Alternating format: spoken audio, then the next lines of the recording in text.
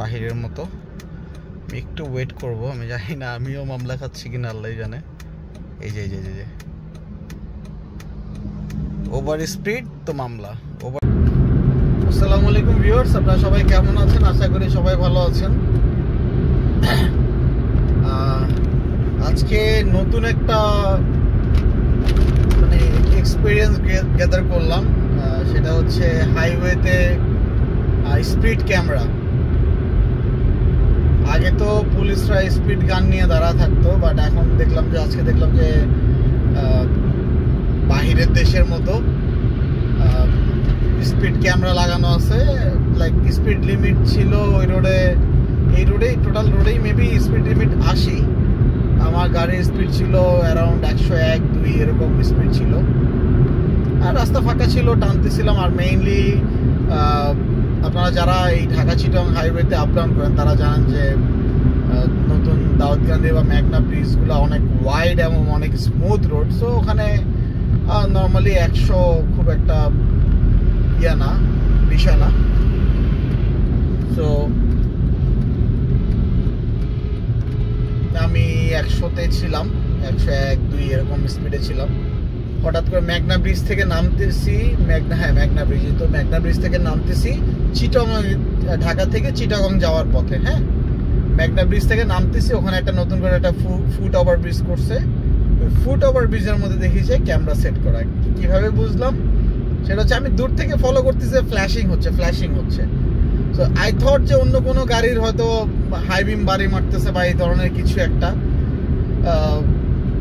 আমি ঠিক ওরকমভাবে বুঝিনি। যে কাছে আসার পরে দেখলাম যে বিশাল বড় বড় 2টা ফ্ল্যাশ লাইট এবং ক্যামেরা সেট করা। এবং সবচেয়ে মজার বিষয় হচ্ছে যতগুলা গাড়ি যাচ্ছিল সবগুলা দেখি যে ফ্ল্যাশিং করতেছিল, মানে সবগুলার ছবি তুলতেছিল। মামলা হচ্ছিল সবগুলার, ইভেন এর মধ্যে আমিও আছি। ঠিক আছে, সো আপনাদের সবাইকে একটু রিকোয়েস্ট করবো যে একটু দেখে শুনে চালাবেন। আর ডেফিনেটলি মেঘনা ব্রিজ থেকে নামার সময়, চিটাগংয়ের দিকে যাওয়ার সময় ওই জায়গাটা একটু কেয়ারফুলি চালাবেন। অবশ্যই নট মোর দেন 80, পসিবল হলে 80 নিচেই থাকবেন। এই আর কি, হাইওয়েতে একটু কেয়ারফুলি ড্রাইভ করবেন, বিকজ হাইওয়েগুলো অনেক বেশি অ্যাডভান্স। তবে হাইওয়েতে আমার মতে স্পিড লিমিটে ডেফিনেটলি আনা উচিত, বাট তার চেয়েও হাইওয়ে সেফটিটা গভর্নমেন্টের একটু ওইটার দিকে একটু নজর দেওয়া উচিত বেশি। বাংলাদেশের হাইওয়েগুলো একদমই সেফ না। Even if you are driving like in your speed limit, তারপরেও আমি মনে করি সেফ না। বাংলাদেশের হাইওয়েতে যদি আপনি কিনা 80-তেও যদি ড্রাইভ করেন তাও সেফ না। বিশেষ করে ঢাকা চিটাগং হাইওয়ে, মাওয়া রোডের কথা বললে ডিফারেন্ট, বাট আপনি যদি ঢাকা চিটাগং হাইওয়ের কথা যদি বলেন, 80ও সেফ না। এদিক দিয়ে মানুষ দৌড় দিচ্ছে, এদিক দিয়ে সিএনজি ঢুকায় দিচ্ছে, অটো ঢুকায় দিচ্ছে। ঠিক আছে, আর ট্রাকগুলো তো মাশাআল্লাহ কোনো ডান লেন নেই, বাম লেন নেই। যে স্লো যাচ্ছে সে ডান লেন দিয়ে যাচ্ছে, যে স্পিডে যাচ্ছে সে বাম লেন দিয়ে যাচ্ছে। টোটালি উল্টা।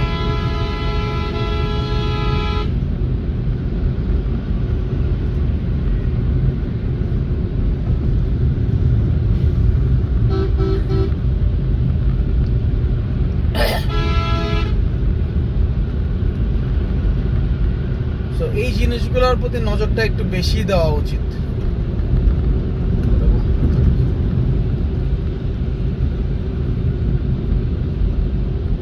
অনেকদিন পর সিভিক নিয়ে হাইওয়েতে আসছি।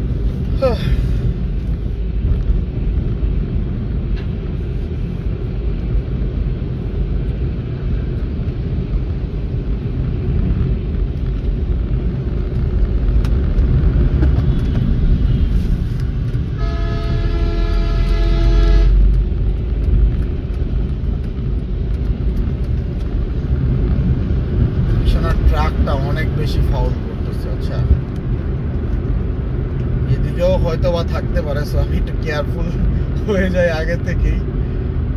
এখানে লাগানো আছে কিনা আমি একটু খেয়াল করার ট্রাই করব। না, এখানে দেখতেছি না। যে এরকম এরকম ফুট ওভার ব্রিজ আছে একটা, মেঘনা ব্রিজ থেকে নামার পরে ওইটাতে ছিল।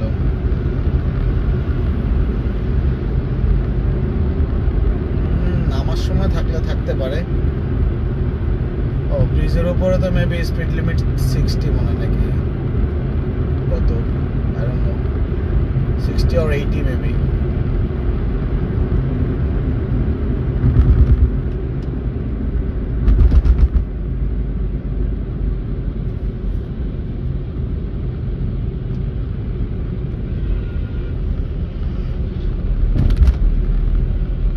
রাস্তাঘাটে যা অবস্থা, এর চেয়ে ট্রাক চালানোই ভালো।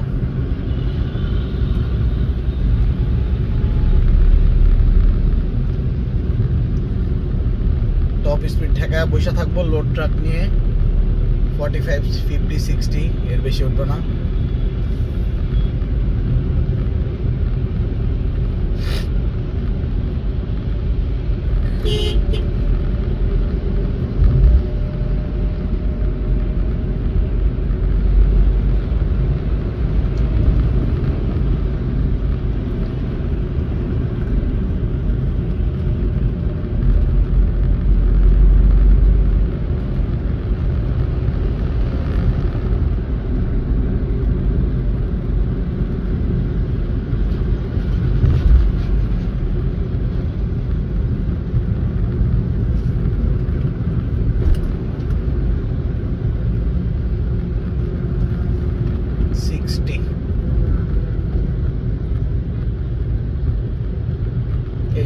এই ট্রাকটা স্লো চলতেছে, সে ডান সাইড দিয়ে চলতেছে, অরেলস তার থাকার কথা বাম সাইডে, ঠিক আছে? সে ডান সাইড দিয়ে চলতেছে, আমাদের সবাইকে ওভারটেক করতে হচ্ছে বাম সাইড দিয়ে, যেটা কিনা টোটালি রং।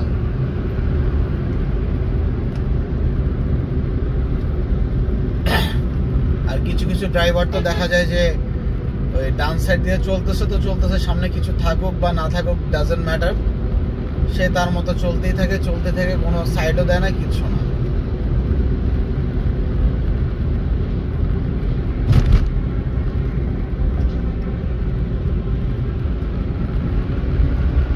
আসলে সবচেয়ে সত্যি কথা হচ্ছে যে বাংলাদেশে আমার মনে হয় না এমন কোনো ড্রাইভার খুঁজে পাওয়া যাবে যে কিনা বাংলাদেশের সব ধরনের আইন কানুন মেনে চলে রাস্তার। পসিবল না। আপনার মানে আইনগুলো আমার মনে হয় কি বাস্তবতার সাথে খুব একটা মিল নাই। আমার মতে রোডে স্পিড লিমিটগুলো দেওয়া উচিত, বাস, ট্রাক, প্রাইভেট কার, এগুলা মানে ইয়ে অনুযায়ী, ক্যাটাগরি অনুযায়ী, তাহলে গিয়ে পারফেক্ট। এখন একটা ট্রাকের জন্য আপনার স্পিড লিমিট 80, একটা প্রাইভেট কারের জন্য স্পিড লিমিট 80, একটা বাসের জন্য স্পিড লিমিট 80, ঠিক আছে? সো এটা প্রাইভেটের সকল কিছু, গতি বলেন, ওর ব্রেকিং সিস্টেম বলেন, ওর সাসপেনশন বলেন, আর একটা ট্রাকের ব্রেকিং সিস্টেম, পারফরমেন্স, সাসপেনশন, এগুলো তো এক না, তাই না? তো এই জন্যই বললাম যে আমি যতটুকু জানি যে ম্যাক্সিমাম বাহিরের ম্যাক্সিমাম দেশে এরকম স্পিড দেওয়া থাকে, ট্রাকের জন্য এত, লরির জন্য এত, বাসের জন্য এত, প্রাইভেট কারের জন্য এত, মোটরসাইকেলের জন্য এত, এইভাবে মানে ভাগ করে দেওয়া থাকে, ঠিক আছে? এখন আপনি 80 স্পিড দিয়ে রাখছেন, আর 80 স্পিডে তো কোনো ট্রাকই চলতেছে না, তারা 40, 45, 45 এর বেশি তারা যাইতে পারে না। তো এখন আমি যখন 40, 45 এর পিছনে পড়ে যাচ্ছে, আমাকে কোপ আপ করার জন্য, আমার টাইমটা কভার করার জন্য, বা আমার রোডটাকে কভার করার জন্য আমাকে ফোর্সফুলি একটু 90, 100 উঠাইতেই হচ্ছে, ঠিক আছে? 90, 100 কিন্তু উঠাইতেই হচ্ছে আমাকে কভার করার জন্য। বিকজ ট্রাক, দেখা যায় যে ট্রাকের এমন একটা অবস্থা, ট্রাক চাইলেও কখনো স্পিডের মামলা খাইতে পারবে না, বিকজ ওর তো 80-র উপরে উঠেই না, ওর তো 80-র উপরে উঠে, 80 কেন 60ই উঠে না ওর।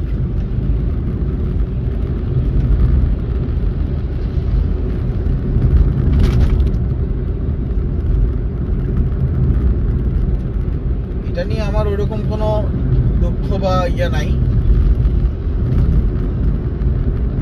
লাইক মামলা খাইছি সেটার জন্য কোনো ম্যাটার না, আমার অন্যায়, ডেফিনেটলি অন্যায়, সেটার জন্য আমি মামলা খাইছি, এটা নিয়ে আমার কোনো সে নাই। কিন্তু আমার কথা হচ্ছে এটা আইনটা একটু সমান হওয়া উচিত না, ইকুয়াল হওয়া উচিত না, লাইক সবার জন্য চিন্তা ভাবনা করে তো আইন বানানো উচিত। আইনগুলা একজনের জন্য প্রযোজ্য হচ্ছে, আরেকজনের জন্য হচ্ছে না, এরকম হইলে তো সমস্যা। আপনি কার ওয়াইজ, লাইক ভেহিকেল ওয়াইজ আপনাকে প্রত্যেকটা জিনিসের আইন করা উচিত। বাংলাদেশে সিএনজির জন্য যে আইন, মোটরসাইকেলের জন্য সেম আইন, আবার একটা যে বিএমডব্লিউ মার্সিডিজ চালাচ্ছে তার জন্য সেম আইন। ঠিক আছে, এটা তো totally unfair, totally unfair. Like আমি এই গাড়িটা চালাচ্ছি, এই গাড়িটা 2000 সিসি, হন্ডা সিভিক 2000 সিসি। এই গাড়িটা আমি যে পরিমাণ ট্যাক্স দিচ্ছি ইয়ারলি, আমার এআইটি আসে, অ্যাডভান্স ইনকাম ট্যাক্স আসে হচ্ছে 50,000 টাকা। আর যে একটা 2.5 কোটি 3 কোটি টাকা দামের একটা বিএমডব্লিউ 7 সিরিজ চালাচ্ছে বা রেঞ্জ রোভার চালাচ্ছে, সেও 50,000 টাকাই দিচ্ছে। আবার যে একটা ইডি বা এক্সি বা পুরাতন, আরো পুরাতন 90s এর একটা মার্ক 2 গাড়ি চালাচ্ছে, সেও 50,000-ই দিচ্ছে। এটা এই জিনিসটা একদম টোটালি আনফেয়ার না? তো এটার জন্যই আমি একটু সবাইকে লাইক আসলে এভাবে তো দৃষ্টি আকর্ষণ করা আসলে পসিবল না। এটা হইলে আমার মনে হয় একটু ভালো হইতো আর কি, লাইক সবার জন্যই ভালো হইতো, প্রত্যেকটা জিনিস অনুযায়ী, গাড়ির ব্র্যান্ড ভ্যালু অনুযায়ী। অবশ্য ভ্যালু কি বলবো, ওই যে অকশনে, পোর্টের অকশন হয়, আজব এক দেশে বাস করি আমরা, পোর্টের অকশন। এই যে এবার 97 মডেলের একটা সিভিক ছিল পোর্ট অকশনে, এখন তারা ওটার ভ্যালুয়েশন করবে। 97 মডেলের একটা সিভিকের মার্কেট প্রাইস 3 থেকে 3.5 লাখ টাকা, ম্যাক্সিমাম 4 লাখ টাকা। ঠিক আছে, এখন ওটাকে তারা ভ্যালুয়েশন করবে। তার ভ্যালু কত? ফোন দিয়েছে হচ্ছে ডিএইচএস মোটরসকে, যারা কিনা হন্ডার বাংলাদেশের অথরাইজড ডিলার, তাদেরকে ফোন দিচ্ছে, ভাই আপনাদের সিভিকের দাম কত? এখন ডেফিনেটলি সিভিকের দাম কত জিজ্ঞেস করছে, ওরা বললো যে এটা আমার সিভিকের দাম হচ্ছে 42 লাখ টাকা। ঠিক আছে, সিভিক নতুনটার দাম তো 42 লাখ টাকাই। এখন তারা ওই সেম ভ্যালুয়েশন, যে ওই 97 মডেলের হন্ডা সিভিকের দামও ধরছে 42 লাখ টাকা। ঠিক আছে, সো 42 লাখ টাকা তারা মোটামুটি, তাদের এক্সপেকটেশন হচ্ছে যে এটা ভ্যালুয়েশন ধরা হয়, তার 50% প্রাইস পাইলে তারা হচ্ছে ছেড়ে দেয়, গাড়ি ছেড়ে দেয়। ঠিক আছে, আর আমার কথা হচ্ছে 4 লাখ টাকা দামের গাড়ি যদি আপনি ভ্যালুয়েশন করেন যে 42 লাখ টাকা, রিস্ক হয়ে গেল সামরিটা। তো 4 লাখ টাকা দামের গাড়ি যদি আপনি ভ্যালুয়েশন করেন 42 লাখ টাকা, তাহলে কেমনে হইল? তো এই জিনিসগুলো আসলে একটু লাইক আমাদের সাধারণ পাবলিকদের জন্য এটা একটু হতাশাজনক সবকিছু মিলে। তো সবাই ভালো থাকবেন, আল্লাহ হাফেজ।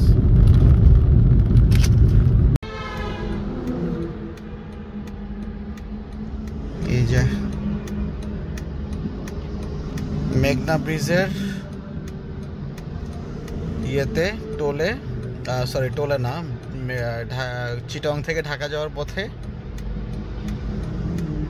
মেঘনা ব্রিজের এখানে যে ফুট ওভার ব্রিজটা আছে, এটাতে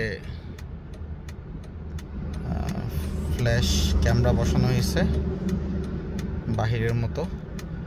একটু ওয়েট করব, আমি জানি না আমিও মামলা খাচ্ছি কিনা, আল্লাহ জানে। এই যে ওভার স্পিড তো মামলা, ওভার স্পিড তো মামলা। তো আমার কাছে যেটা মনে হচ্ছে, যখন গাড়ি জটলা বেঁধে আসতেছে তখন এই জিনিসটা করতে পারে না, বাট যখন সিঙ্গেল গাড়ি আসতেছে সবগুলাকে মামলা দিচ্ছে। আমি যাওয়ার পথে সেদিন মামলা খাইছি।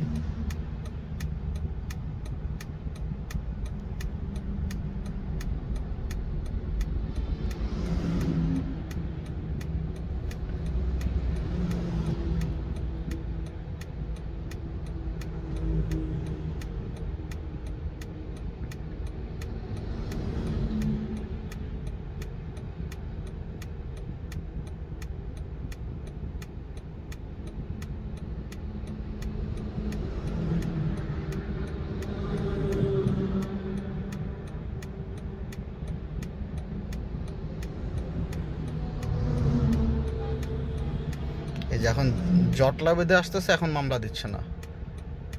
কোনটাকে মামলা দিতেছে আল্লাহ জানে, নাকি আমাকেই দিতেছে এতগুলো আল্লাহ জানে। সো বাই বাই, রিস্ক নিয়ে লাভ নাই।